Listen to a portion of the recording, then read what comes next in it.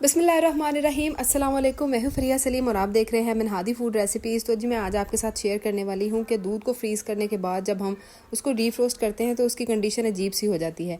ये कुछ इस तरह से आप देखें कि दूध में जो है ना वो इस तरह से कुछ पानी सा अलग हो जाता है, और ये देखें ये इस तरह से कुछ ये अजीब सा लगने लग जाता है जैसे कुछ ख़राब हो गया हो, लेकिन ये ख़राब नहीं होता।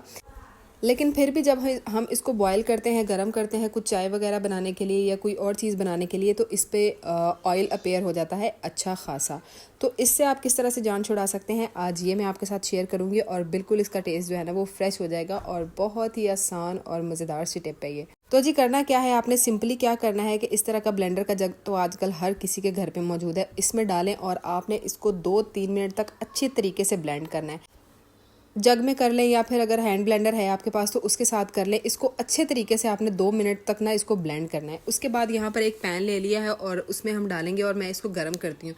यूजुअली जब गर्म करते हैं ना तो उसके बाद इसका टेस्ट जो है ना वो काफ़ी ज़्यादा चेंज होना स्टार्ट हो जाता है ऑयल की वजह से, और फिर ना हम उसकी अच्छी चाय बना सकते हैं और ना ही कोई रेसिपी जो है ना वो फिर अच्छे तरीके से बनती है। इवन अगर आप दही भी बनाते हैं ना तो उसके ऊपर भी एक येलो लेयर आती है जो अजीब सा टेस्ट जो है ना वो क्रिएट करती है। पहली बात तो ये है कि अगर आपने इसको अच्छी तरह से ब्लेंड किया है ना तो ज़रूरत नहीं पड़ेगी, लेकिन इन केस के ऐसा हो रहा है कि आपको जब दूध जो है वो थोड़ा सा गर्म हो गया और आपको लग रहा है कि नहीं यार कुछ येलो पार्टिकल जो है ना वो ऊपर आ रहे हैं, तो फिर आप इसको फेंटते हुए पकाएं, वरना ज़रूरत नहीं पड़ती। मैं आपके सामने इसको इसी तरह से गर्म कर रही हूँ अच्छी तरीके से ब्लेंड करने के बाद। अब ये देखें ये बिल्कुल बॉइलिंग पॉइंट पर आया हुआ है और मैं आपको दिखा रही हूँ इस पर कोई येलो पार्टिकल्स, कोई ऑयल कुछ भी नहीं है, और इसका टेस्ट बिल्कुल बिल्कुल फ्रेश मिल्क जैसा हो जाता है।